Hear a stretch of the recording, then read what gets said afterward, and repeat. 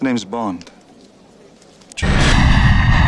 In an ocean of terrible adaptations in an industry known for that very thing, getting a really good movie to video game adaptation was a very rare occurrence. Which is exactly why the video game adaptation of 007 GoldenEye was such a standout title when it released. Developed by a studio literally called Rare, GoldenEye initially began development as a rail shooter, and despite the devs being relatively inexperienced at the time, MGM and Eon Studios had full confidence in them enough to let them visit the set for GoldenEye to take notes and prep for developing the game. Due in part to the success of Rare's Donkey Kong Country, Nintendo approached Rare's director, Martin Hollis, about developing a video game adaptation of GoldenEye, but Nintendo pitched it as a 2D side-scroller for the Super Nintendo. Hollis had other ideas, however, and suggested instead that they develop it as a 3D on-the-rails shooter for the upcoming N64, more in line with Sega's recent Virtua Cop series. And they were throwing out all kinds of crazy ideas too, including at one point pitching that the player reload their in-game weapon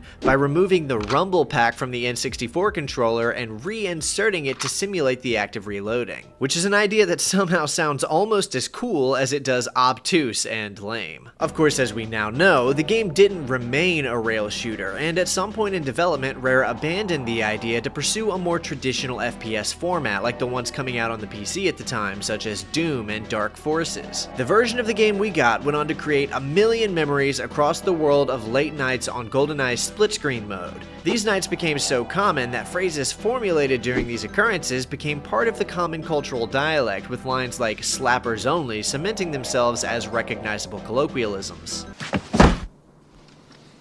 Sweet dreams. When it comes to ports or releases, however, this original version of GoldenEye pretty much only released on the Nintendo 64. Okay, yeah, well, that's a different GoldenEye. Alright, but no, that's also a different GoldenEye, but not the same different GoldenEye as the other Okay, look, Rare's 007 GoldenEye was released for the Nintendo 64 pretty much exclusively. Attempts at remasters and re-releases have occurred repeatedly, some even getting very far along like the Xbox 360 Marketplace version, but they all seem to end up either buried or bad. Or so different that there's no DNA left of the original game. Nevertheless, we still did get this industry-shifting gem, one that revolutionized the split-screen experience and completely altered not only how people saw the Nintendo 64, but how they perceived console shooters as a whole.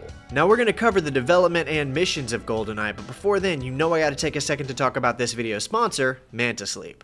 Now I've been working with Manta Sleep for a while now, and well, it's because their products really work and they really deliver. You see, I know that you haven't been sleeping. You know it, and now you know that I know it, and we both know that you need it. Sleep is not inconsequential, it's pivotal. And in today's age, it's never been harder to get a good night's sleep. Light pollution from LED or RGB lighting is more than likely invading your room whether you notice it or not, and it can affect how easy it is for your body to fall asleep. Not to mention the urge to stay up late and endlessly doom scroll, allowing the harmful blue light to blast your optics. Well, thanks to the pro-nap movement makers over at Manta Sleep, we now have a variety of comfortable and effective solutions to this problem. Their sleep masks are quite simply the best in the business. And due to their extensive selection of different sleep masks available on their website, you are sure to find one that fits your needs. They've got a weighted sleep mask, they have a silk sleep mask, and they even have a sleep mask with built-in headphones to play rain noises or white noise to help you block out both light and sound when you're trying to catch a nap or get some sleep at an airport or on a long drive or something. When it comes to something as important as your sleep, and the solution is as simple as a high-quality Manta Sleep sleep mask, there's really no excuse not to move forward. So don't waste any more time. Head over to Manta Sleep's website using the link in my description or the pinned comment, and make sure to use code EvanPrince for 10% off of your purchase and take back control of your sleep. And special thanks again to Manta Sleep, both for sponsoring this video and continuing this partnership with me. I genuinely believe in this product. I actually really do use it every night, and I highly recommend it. Now let's get back to the video. For England. For England, Alec. When Rare first started work on 007 GoldenEye back in January of 1995, the team was barely more than a handful of people. Martin Hollis, the director, brought in programmer Mark Edmonds, artist Carl Hilton, and character designer Brett Jones. Edmonds focused on building a brand new engine that could take 3D assets and convert them into something the Nintendo 64 could actually handle. Hilton, meanwhile, sketched out levels based on sets and scenes from the GoldenEye film, while Jones worked on characters using whatever reference photos and costume shots they could get their hands on. There was kind of an issue, though, in that Rare didn't have the finalized dev kits for the N64, so the team had to make educated guesses about what the console would eventually be capable of. To get around this, they used the Silicon Graphics Onyx workstation and some specialized Nintendo software to mock things up. The first year was spent making art assets and tinkering with the engine. At that stage, the game was so bare bones that you could pretty much only walk around in 3D environments with enemies. There were no missions, no objectives, and no action. As development rolled on, more people were brought in. Designer Duncan Botwood joined to help shape the levels, and later David Doak jumped aboard, contributing not just to the level design, but also to the game's AI system. A system that's a lot more impressive than I initially realized when actually playing the game. They managed to implement it in that every gunshot triggered a kind of invisible alert radius around the player. The more shots you fired in a quick succession, the bigger the radius grew, pulling in more guards. It was a simple but clever way to simulate enemy awareness. By clever, I mean infuriating, by the way, but we'll get to that. Then of course you also had the multiplayer, which became GoldenEye's most iconic feature, and it didn't even enter the picture until much later. Programmer Steve Ellis was hired about halfway through development, and his biggest contribution was essentially duct taping multiplayer onto what was, until then, strictly a single-player experience. According to Doak, Ellis just sat in a room with all the existing code and hacked together a multiplayer mode that somehow worked. Some of these multiplayer levels then went on to be repurposed into single-player levels as well. The weapon design was equally interesting. Most of the guns in the game were thinly veiled versions of real firearms, like the Walther PPK or the AK-47. For example, the infamous Klob was based on the Czech Scorpion submachine gun, but it got its odd name as a nod to Ken Lobb, Nintendo's producer on the project. This is because all of these firearms are manufactured by real companies who own their patents, and as such, game studios have to pay for licensing rights to use the names and likenesses of their weapons. And given that pretty much every arms manufacturer ever is funded extensively by tax dollars and national government subsidization, it kind of pisses me off that studios can't at least freely use their guns in fiction and media. They all said the pen was mightier than the sword. Thanks to me, they were right.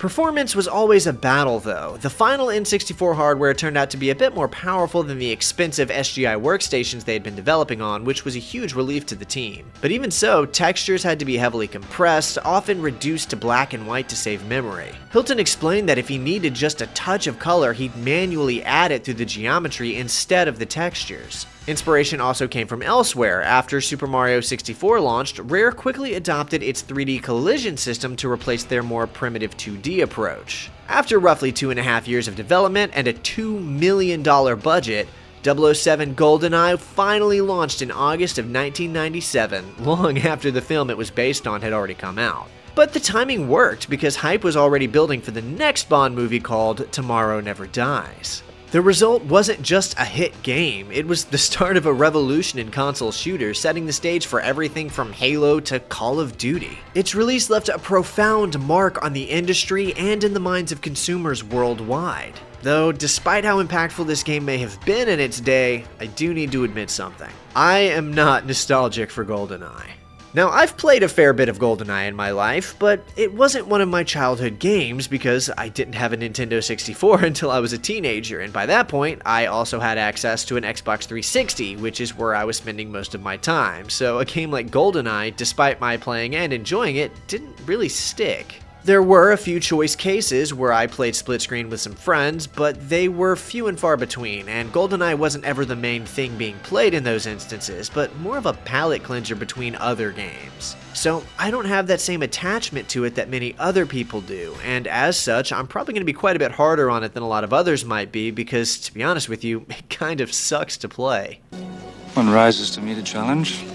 I need to emphasize that I understand how important this game was for its time, and how much fun it can be to perfect and to play, but the fact is that I just don't think it's aged all that well. For someone who's looking for a fun, older video game to run through, this one can be pretty rough, and that's coming from someone who loves playing older games. In past videos, I've been pretty transparent that I am no fan of the Nintendo 64 controller. I think it's clunky and unintuitive to use, which is why, outside of some specific footage for comparison, I didn't. Thanks to the fan-made 1964 emulator, both GoldenEye and Perfect Dark can be played with a mouse and keyboard. You're thinking that makes the game too easy, that it's cheating, but you're wrong. Playing this on 00 Agent is still ridiculous.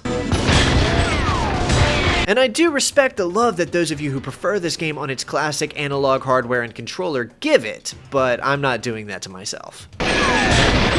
The footage that I recorded was done almost entirely on the 1964 emulator, which was made specifically for speedrunners if I'm not mistaken, and allows those of us who grew up on old PC shooters to actually play the game in a way that's fun and responsive. If you're hoping to enjoy that OG experience the way you may have grown up with it, then I get that you might not prefer this, but if you're just a general 007 fan like I am, hoping to enjoy the game as a fun shooter adapting a Bond film, then this is the optimal way to play it. There was also a totally remastered version developed by Rare for the Xbox 360 arcade with updated textures and made playable on a 360 controller, and supposedly a fully completed build of this game exists online and can be completed start to finish via the Xenia emulator. It looks awesome, and the fact that this game is basically complete and only got cancelled right before release due to licensing issues is honestly tragic.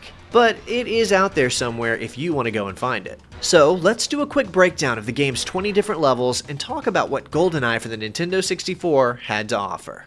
But first, if you're enjoying the video so far, then please press that like button, subscribe to the channel, and leave a comment with your thoughts on GoldenEye. These things help the channel grow, which keeps me able to produce videos spotlighting older games similar to this one, and helps me on my road to 100,000 subscribers. I've also uploaded my own review of the GoldenEye movie, both for YouTube members and over on my Patreon, and plan to cover more 007 films as we go through the games. So if you're wanting more Bond content from me, then consider signing up. Thanks again, everyone.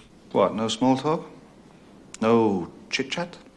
So GoldenEye's main single-player experience was split between 20 levels, the vast majority of which were designed after different sequences from the film. In order to access these levels, you've got to select one of 4 different literal files, which will act as your save file for the game. The original idea the team had for these files was for each photograph to represent one of the 4 prominent Bonds from the time. One of them would be a photo of Connery, another would be of Moore, one of them would be of Dalton, and then lastly, there would be one for Pierce Brosnan. I don't think it was an active decision to leave Lazenby out of it, but I think they had 4 save files, so they went with 4 different Bonds. This never happened to the other fella.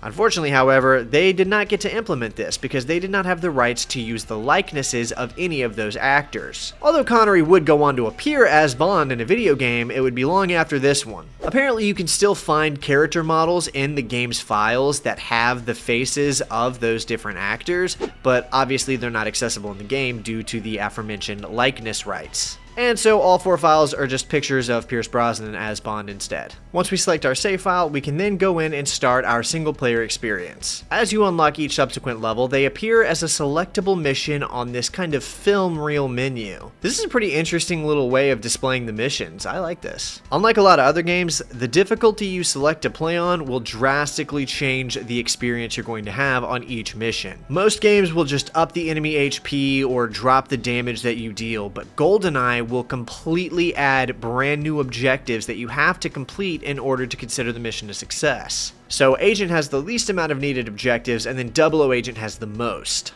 So for example, in this mission called the Bailamore Dam, which I hope I said correctly, we've got 4 objectives. First, we need to neutralize all 4 alarms, then install the covert modem, then intercept the data backup, and lastly, bungee jump from the platform. And to intensify the difficulty, the game never tells you what any of the objectives mean. You just kind of have to go based off of the name of the objective, wander around the level, try to interact with things, and then check your menu to see what items you have. If you've never played the game before, you're probably going to have a pretty hard time if you try to go through it on 00 Agent for the first time. Like sometimes there's going to be items in your inventory that you need to select manually and then use them to interact on the right object to proceed. I guess it's kind of like an adventure game in that way. And each level does come with a intro and outro cutscene, and these are great. They do a lot to set up the atmosphere for each level. Like in this one with the slow pan showing us walking guards and a driving truck. You can still see the remnants of when this game was intended to be a rail shooter too. Now because the film itself opens with Bond prepping to jump off of the dam, all of this other stuff was basically made up for the game.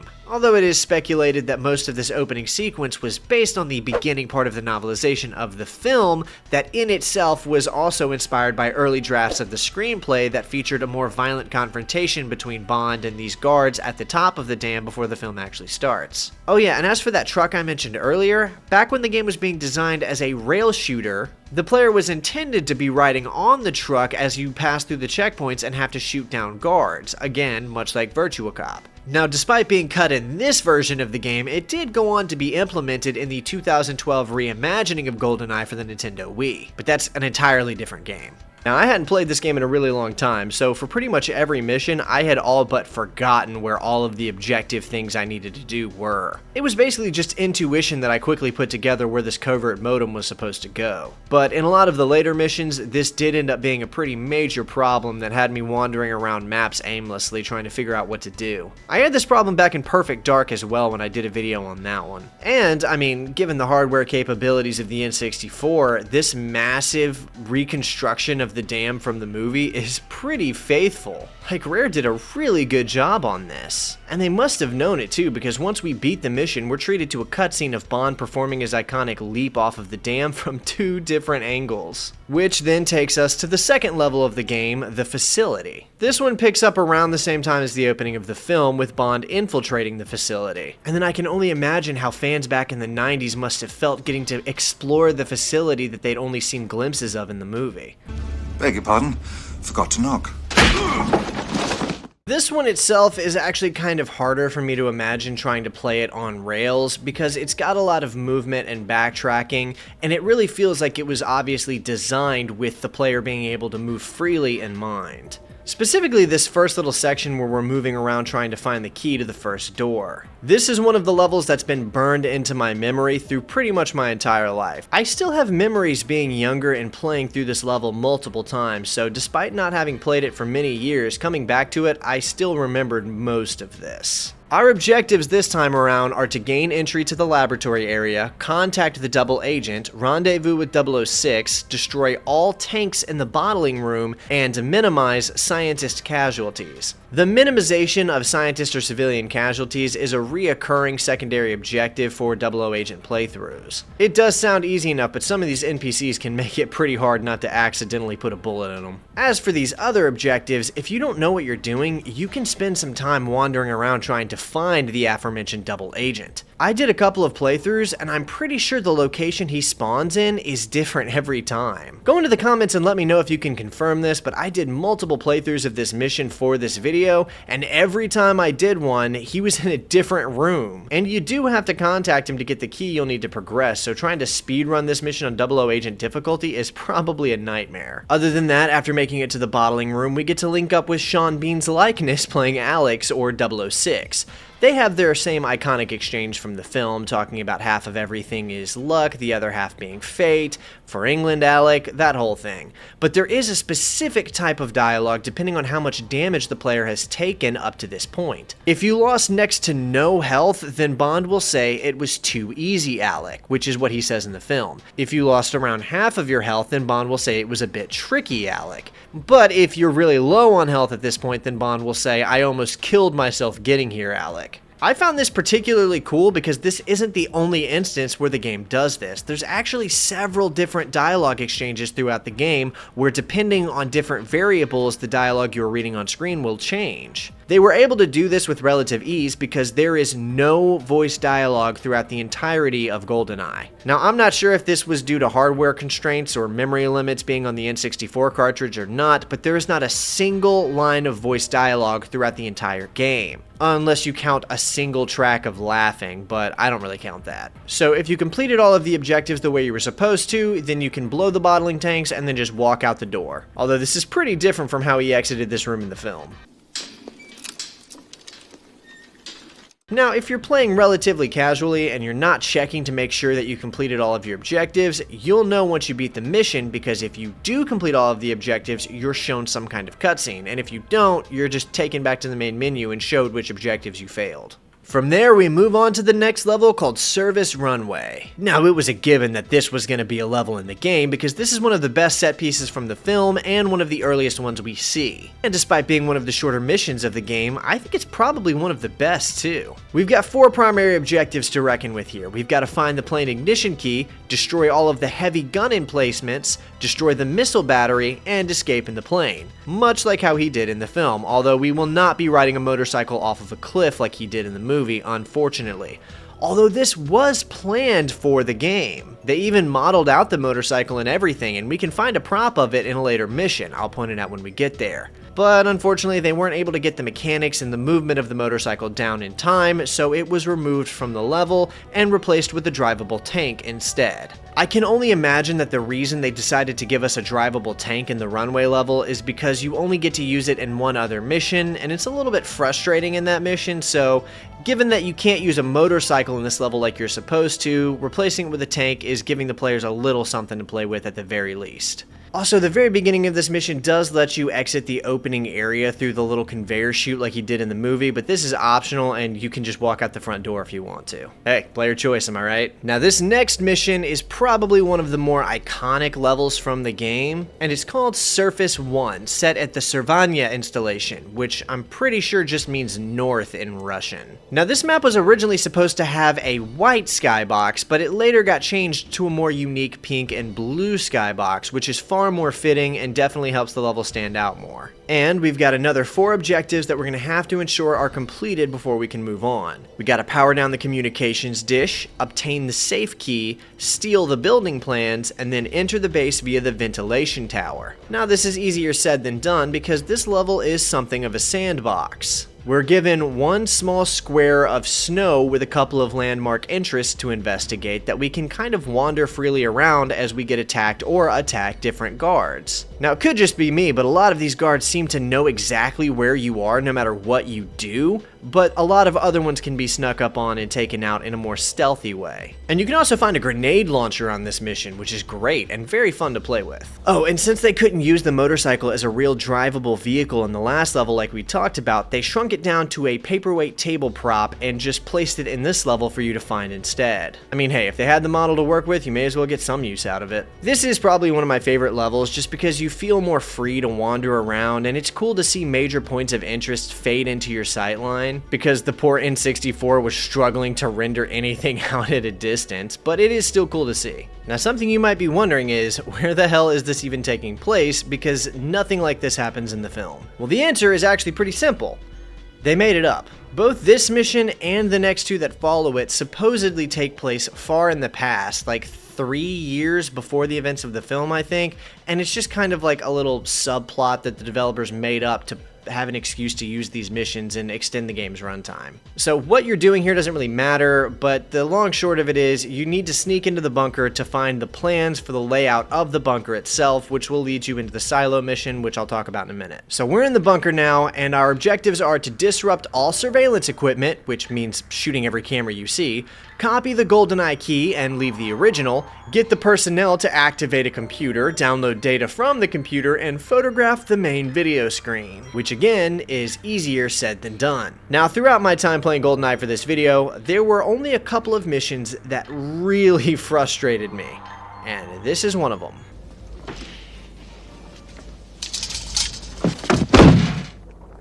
So we get to play as Bond as he wanders through the station, and this is the first time we are introduced to Boris in the game. But it is fun to escort him to the computer and force him to extract the data you need before knocking him out by hitting him on the back of the head. And the rest is about as cut and dry as you'd think. We destroy a few cameras, take a photograph of the screen, interact with some terminals, download some data, and then leave the bunker. But again, it's one of those instances where the game doesn't ever really tell you what to do, and it's not super clear on what things are.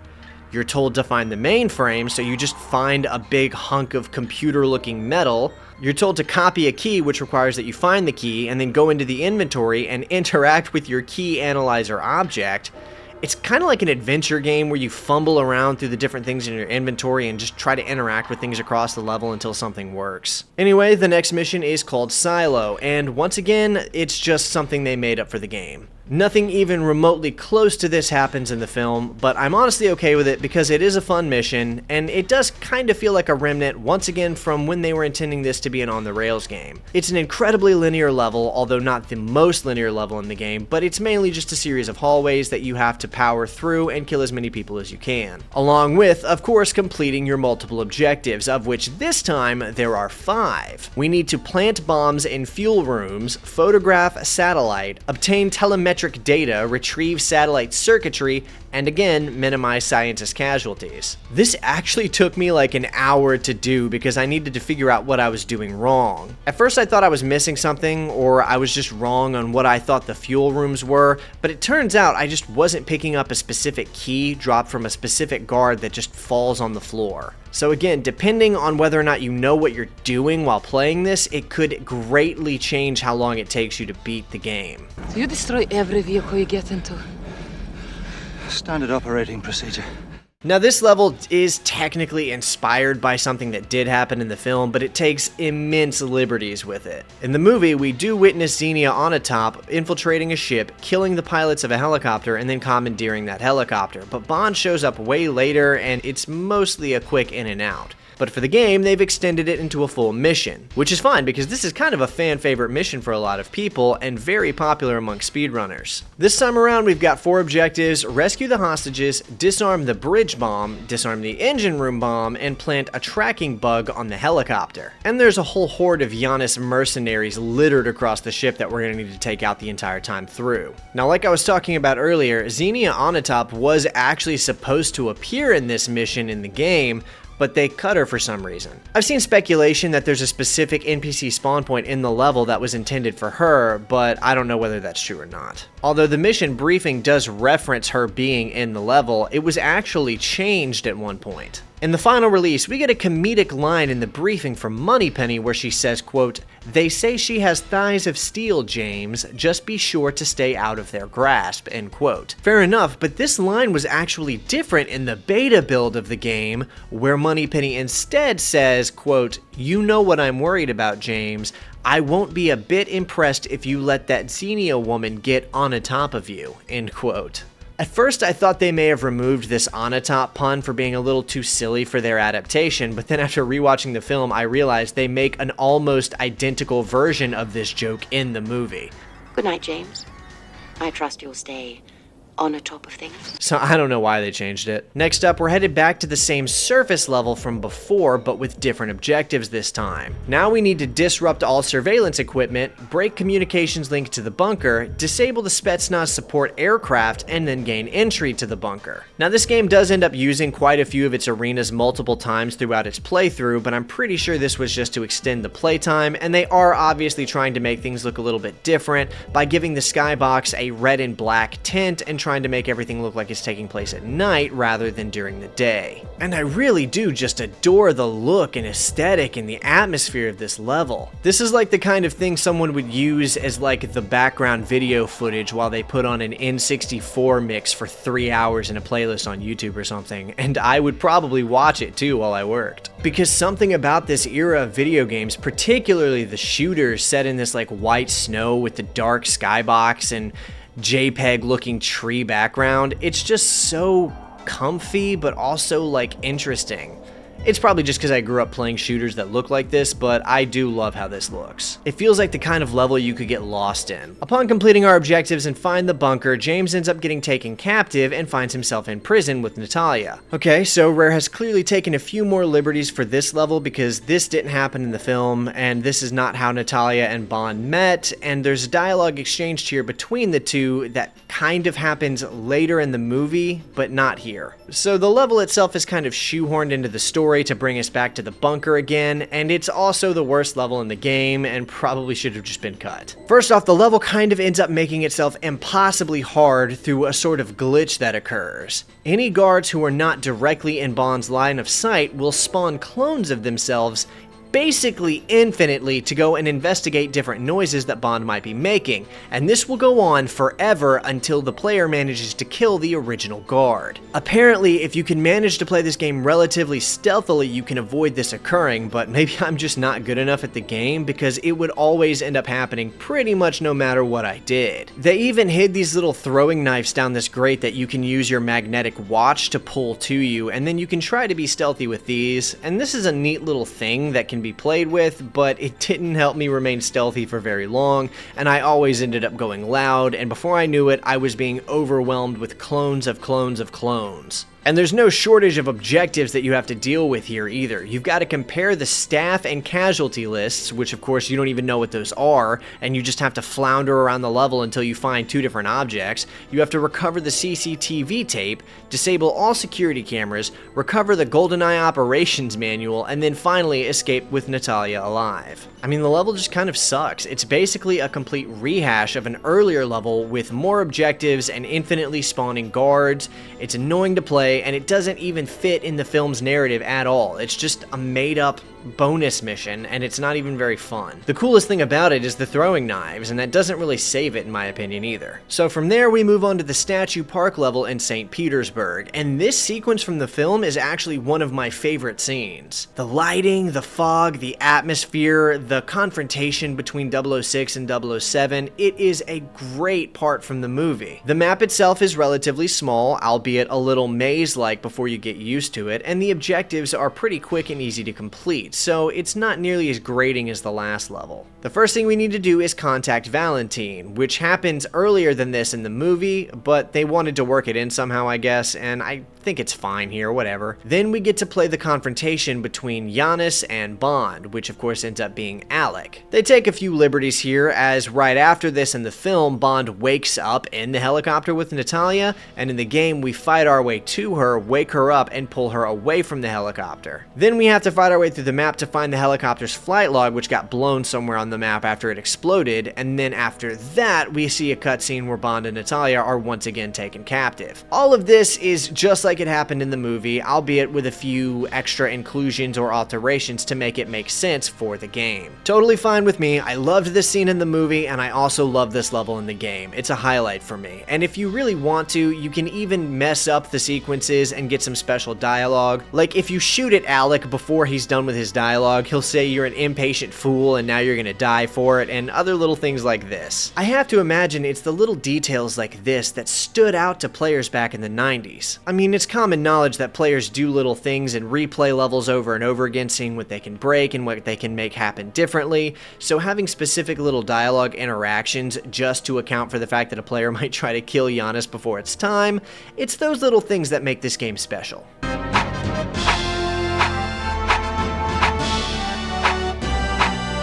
We're pretty much back on track with the movie at this point, and Bond is about to be interrogated in the room in St. Petersburg, just like in the film. It is a little bit different from the movie though, because in the film, Bond and Natalia were sat together, and that's where they had their little dialogue exchange, and in the game, that happened several levels ago, and it's just Bond, and he's about to kill his way through the whole building. And this is another level that has that infinite cloning glitch as well, but because the layout is bigger and it gives you more space to maneuver and move around, it was far less frustrating, and I actually had a really good time with this level in spite of that.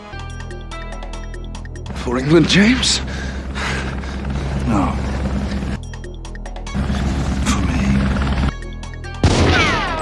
At this point, you're probably already familiar enough with the controls that you know what you're doing, and you can probably clear the whole building and kill all of the guards before the infinite cloning problem becomes too aggressive. Now in the film, it's actually Natalia that manages to convince Mishkin that the traitor in their midst is their own General Arumov. But since Natalia is in a completely different section of the building in the game, and Bond is mainly operating alone, it's just him who has the dialogue with Mishkin and convinces Mishkin that the traitor is Arumov. And also in the film, Arumov kills Mishkin right after that, but in the game, if you've cleared the building, he can just walk out unharmed. You know, it's just minor little differences to account for the fact that the player has more agency in this iteration of the story. And then, of course, would it even really be a GoldenEye game if it didn't take advantage of the film's most popular set piece? The tank driving through St. Petersburg? So I would say it's observably apparent that the developers wanted to allow the players to at least have some kind of experience similar to the film, and as such put as much love into this level as they could, given the restrictions they were under. So you've only got 3 objectives to worry about completing this time around.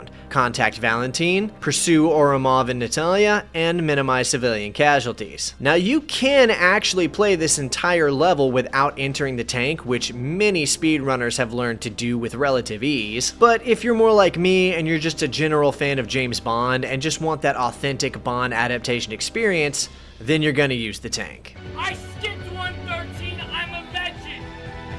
And of course, players do have access to it in an earlier level, but this is the level it was intended for, and I gotta say, it controls surprisingly well for a Nintendo 64 tank level like this. I mean, you do have to deal with getting shot at a lot, and there are a few obstructions in the form of these mines, but overall, it's pretty good. So doing some research on this level showed me that the car Bond was pursuing in the movie with Arumov and Natalia in it was originally intended to be present in this mission. It even had the beginnings of a programmed path, although trying to use it now would just have the car running into a wall. But it's cool that they had tried to implement something like that, although I'm sure it was probably the right call to just pull it from the level in totality. And there were also supposed to be several additional car models spread out throughout the streets for Bond to shoot at or run over with his tank, but several of them had to be removed strictly because the game's memory just wasn't able to handle that many assets in the level at once. So at the very least, you've got to acknowledge that the developers were quite literally pushing this level to its absolute limits to try and make it the best that they conceivably could. Up next is the Depot mission, which is another completely made up scenario for the game specifically that didn't appear in any form in the movie. In this level, we play as Bond as he fights his way through a sort of disused military depot, taking out different Giannis assets and trying to make his way to the train where they have taken Natalia. Our objectives are to destroy the illegal arms cache, destroy the computer network, obtain the safe key, recover the helicopter blueprints, and locate Trevelyan's train. Now in the film, Bond just drove the tank straight onto the train tracks and used it to block the train's path, but in the game, we're gonna board the train manually. And again, this level is actually pretty fun to play. It's got a pretty fun layout to learn and play through, and it's interesting to check different warehouses across the map in search of your objectives, and in a strange thing, every time you check a warehouse, it spawns more guards onto the playing field, so you're going to want to be aware of that if you don't know which warehouses to check, and just accept the fact that you're going to have to kill a lot of people. It does have a kind of maze-like quality to it though, and I did spend a lot of time trying to learn the layout and figure out where my objectives even were. Again, I'm not like a GoldenEye expert or anything. I've seen speedrunners destroy these maps in literal minutes, but it took me a lot longer to figure out where everything was. But I mean, I had fun doing it, and as a Bond fan, I feel like that's what counts, right? These really old school 90s shooters with dark, moody skyboxes and everything, like this stuff is just so much fun to play through. And I've also seen it pointed out several times online that the train model we find at the end of this level is way smaller than the train model we find ourselves on in the very next level, which, speaking of, once again brings us back in line with the film's progression. This is well known as the most linear level of the game, quite literally being a straight line, and again, I can see how this would have worked really well as a rail shooter. Now, call me simple, but this was one of my favorite levels in the game. I don't know why. I mean, it's literally nothing but a straight line of train cars and killing everything in between you and rescuing Natalia, but something about playing Bond on a train just feels accurate. I don't know. I feel like there's a lot of Bond stories that have him on trains for some reason. And also, the level is just genuinely pretty satisfying to play through, and the objectives aren't too wild or anything. All we need to do are destroy the various brake units we find across the train, rescue Natalia, locate the Giannis secret base, crack Boris's password, and escape to safety. And 2 of those things happen simultaneously after just pressing a single button, although it is the most obtuse part of this level, as if you don't know what's happening, it could probably take you a lot of trial and error to figure out. Okay, so let me explain. Once you manage to save Natalia at the end of this level, you have to interact with the computer terminal and then just kind of wait. After a few seconds, you'll start seeing dialogue appear on screen, and she'll start saying things about breaking Boris's password and finding the location of Trevelyan's base. All the while she's doing that, the player needs to equip his laser watch and burn his way through the hatch at the bottom of the train. Again, this actually did happen in the movie, so it's fun to have here. However, it's another one of those things where, like, how was I supposed to know this? The game doesn't tell you anything, you just need to figure it out, which I'm endeared to. I'm not really saying that as a criticism, it's just a quirky factor of this game. The train destroyed, we then fast forward straight to the jungle, which was a very small part of the film, but I mean, it was there, so accurate enough. But they did make up some fun objectives for us to tackle on our way through the jungle. Destroy the drone guns, eliminate Xenia, blow up ammo dump, and escort Natalia to the Giannis base. So right away, one of my favorite things about this mission is that there's no music.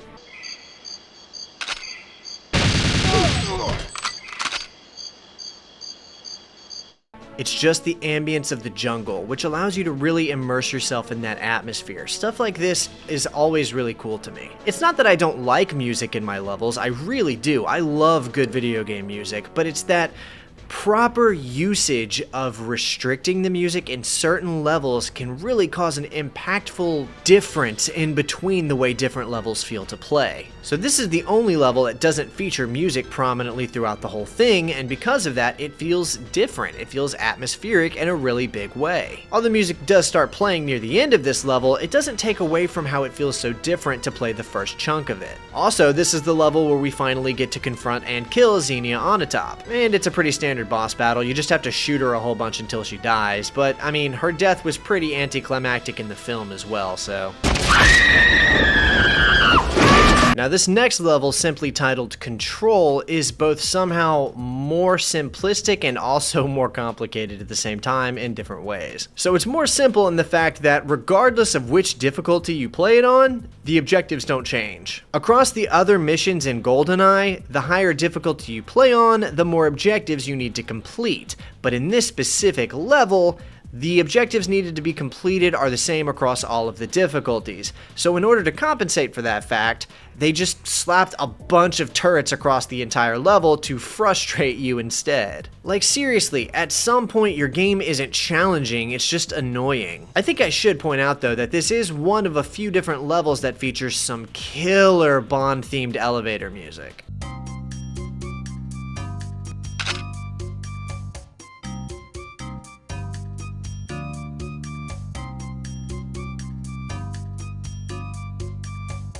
So this is the level that represents Natalia and Bond's initial infiltration into the facility from the film. Now in the film itself it didn't last very long, but in the game it takes quite a bit longer. Locating all of the different mainframes you need to find and placing the charges is hard enough, but you also need to be doing so while worrying about all of the turrets spread out across the different levels. Not to mention that once you're done with that, you have to go find Natalia and let her into the control room to reprogram the GoldenEye satellite. And if you find Boris and kill him before Natalia does this, she'll simply refuse to do so because you killed Boris. So once you do find Boris, you have to intentionally let him escape before Natalia will reprogram the satellite. But if you chase him down, he'll actually lead you to some body armor, so you're going to want to grab that. And funnily enough, speedrunners have found out that if you play it meticulously well, you can in fact get the interaction with Natalia to happen where she begins to reprogram the GoldenEye and still kill Boris in time, but apparently you have to play it mad quick to do that. This level also features some more unique dialogue based on how you play. After initially leaving the elevator, if you're able to knock everybody out relatively easily, Natalia will comment on how incredible of a job you did, but if you take too much damage, she'll simply point out that you've been hurt.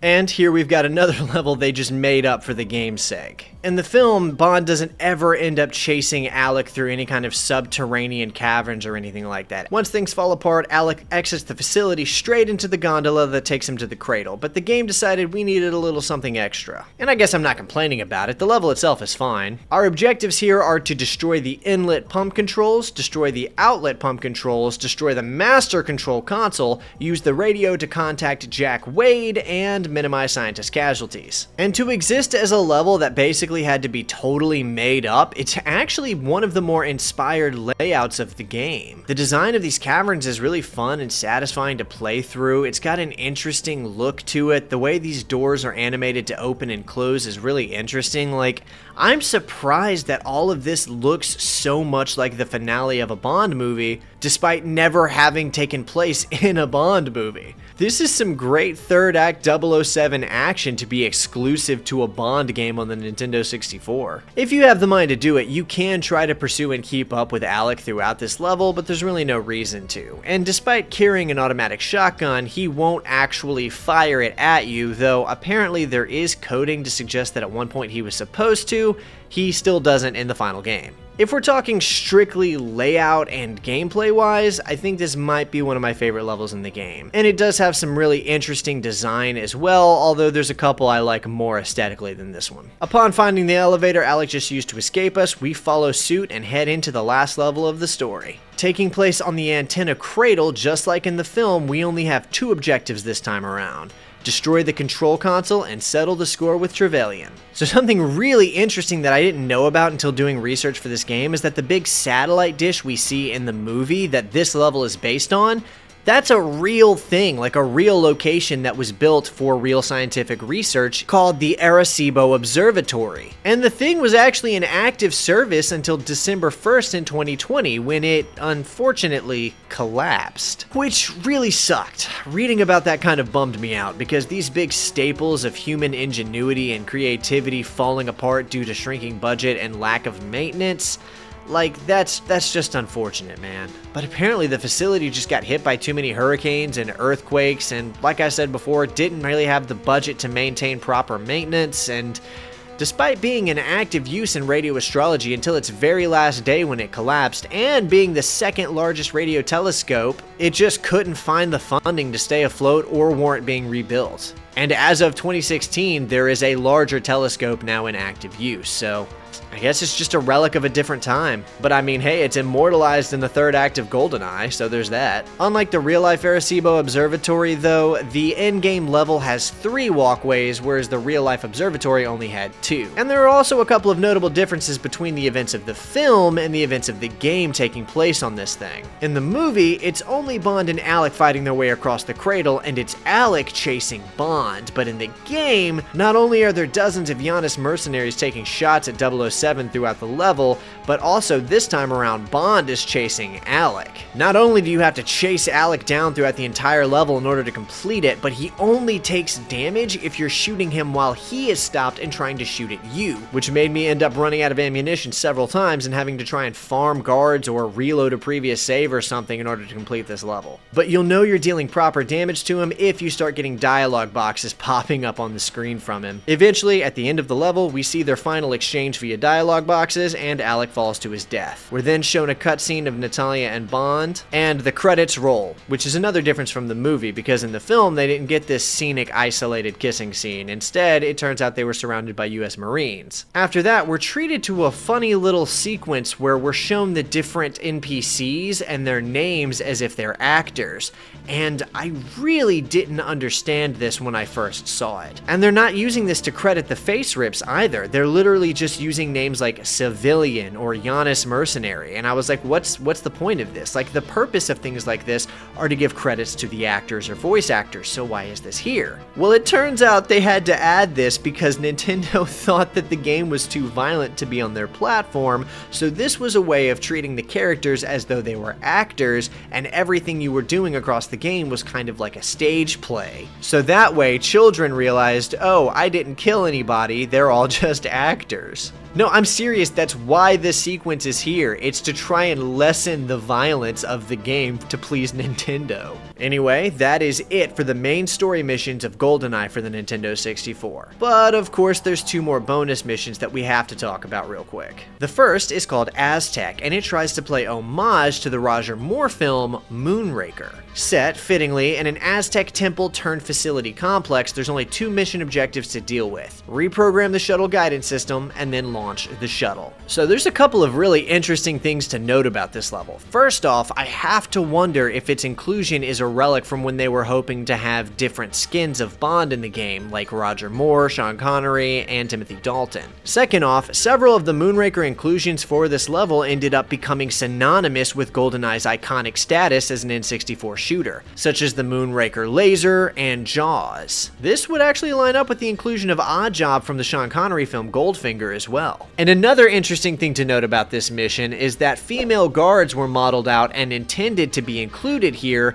but ended up getting removed so as to not tarnish James Bond's image by having him kill women. And it's not even consistent with the game itself because the player kills Xenia Onatopp as 007 like 3 or 4 missions before this. And also, they went out of their way to include that whole character credit sequence so as to make it all seem like it was make-believe anyway, so what was the point of removing these characters from this mission? Anyway, it's a really cool level, and I loved playing through it. Getting to use the Moonraker lasers and fight your way through these Aztec temples and seeing the cool Moonraker rocket is really interesting, and of course, getting to fight Jaws as a boss battle is a fantastic inclusion for a 007 game. Even if it really has nothing to do with GoldenEye, I'm so happy this was included.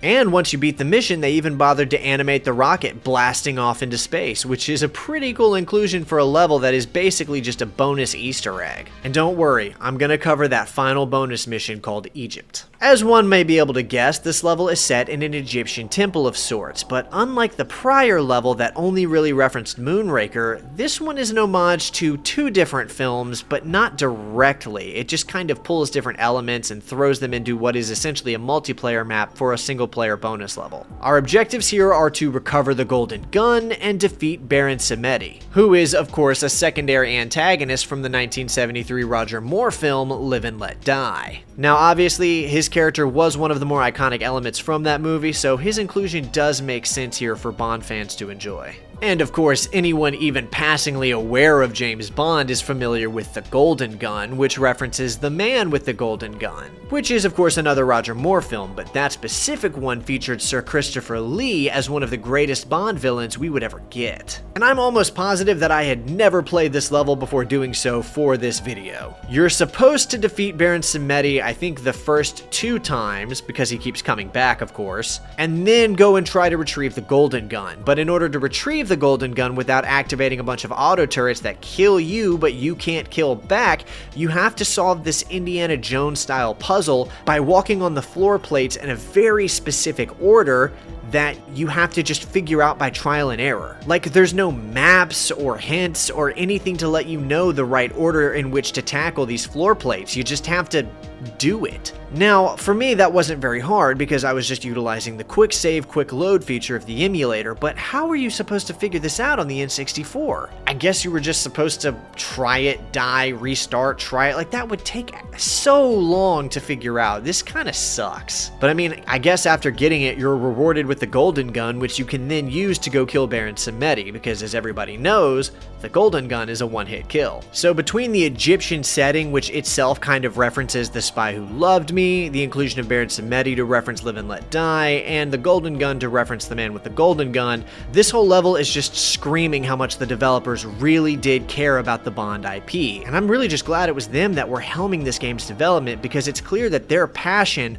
went on to solidify this as one of the greatest Nintendo 64 games of all time. Now, you can actually kill Baron Samedi without getting the Golden Gun first. It is a bit of a headache though, and I had to use cheats to do it, but you can do it. And then once the game is beaten, you get the true ending of the game, which is Bond leaving the Egypt level as Baron Samedi shows he's not dead yet and does his iconic laugh.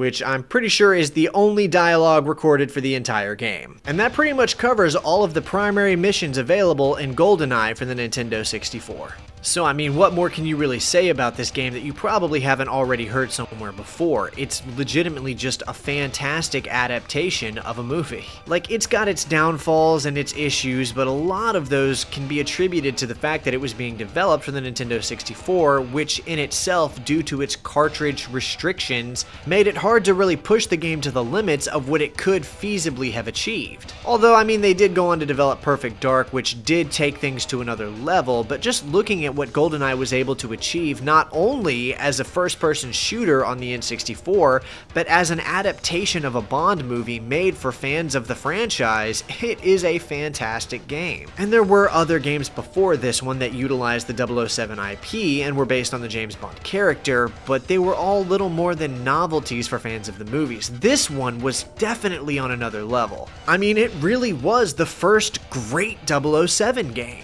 And although it does have a pretty stellar campaign to play through, the vast majority of that could be attributed to the stellar multiplayer mode. I mean, a lot of those modern colloquialisms that we've since adopted that I was talking about earlier didn't come from people playing the single player mode. They came from people getting together as friends and playing through the split screen multiplayer mode. I mean, between all of the different selectable characters, the variety of really fun to use weapons, and the different game modes that you can select from, most of which are already named after prior Bond films, it's just a love letter to the fans that was really fun to experience. I mean, you've got your normal mode, which is just classic deathmatch, but then you've got a mode called You Only Live Twice, wherein the players only have 2 lives and the last person alive wins. You've also got one called the Living Daylights, where one player has to find a flag and pick it up without being killed by the other players. Then you've got a mode called the Man with the Golden Gun, where one player has to locate the golden gun and pick it up without being killed by anyone else, and use it to defend himself. And lastly, you've got the mode called License to Kill, wherein one hit kills a player instantly.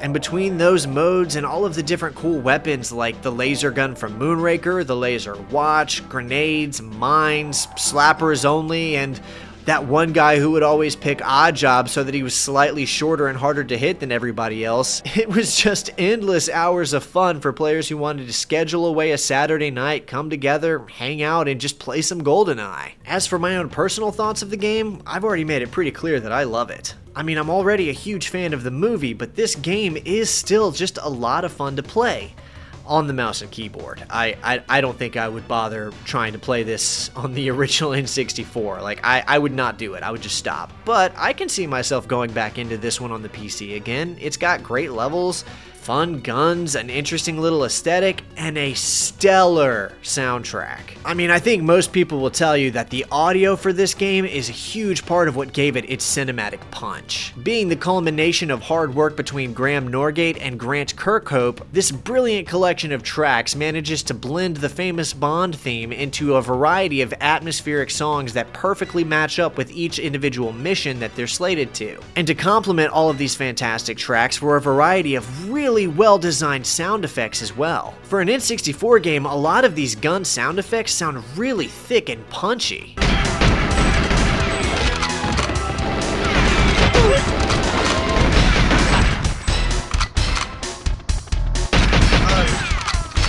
I don't know if I'd go as far as calling them realistic, but they're definitely satisfying to listen to. And look, I don't have to tell you why this soundtrack is great. The pause menu alone can speak for itself.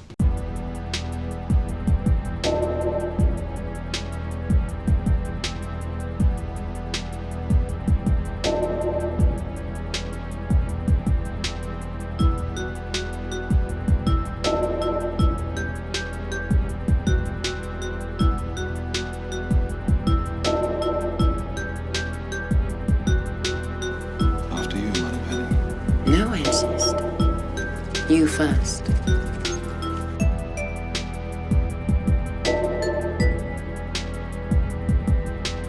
The magic of GoldenEye 64 could be fairly attributed to straight up lightning in a bottle. It's that kind of perfect storm where the right people were given the right opportunities at just the right time. It was an adaptation developed by people who actually liked and cared about the source material and put on a console where it didn't have a whole lot of competition to reckon with. And although it launched as an adaptation for a film that had already been out for a couple of years at that point, the follow-up to that film was right on the horizon, so media hype was still there. And ever since, you've had different studios, developers, producers, publishers, and even fans looking for different ways to recapture that magic, and it just hasn't happened. The one faithful remaster that actually ended up getting developed was canceled right before it released, and the various remakes and reimaginings always ended up missing the mark. It's just a really special game, not only for what it was, but for when it was. It managed to achieve something that I'm not sure could really be recreated. And I mean, like I said earlier, I'm not even the biggest fan of GoldenEye. I don't even think it's the best of the Bond games, but it very well might be the most popular of them. And you know what? I think that despite being a good game in its own right and a great 007 game, the best thing GoldenEye for the Nintendo 64 ever did was lay the foundation for its own successors to not only outperform it in every conceivable way, but continue to shift the direction of the industry by inspiring other developers in its own midst. And I do absolutely respect this game, but I don't know if I could recommend the average person go back and try to play through it for themselves for the first time, and especially not on analog hardware. Why can't you just be a good boy and die? You first. I don't know that the game design has aged super well. It's very obtuse and kind of hard to control, and outside of being a fun adaptation of the film's events for fans of that movie, it doesn't really have anything to offer that another game couldn't offer a better version of.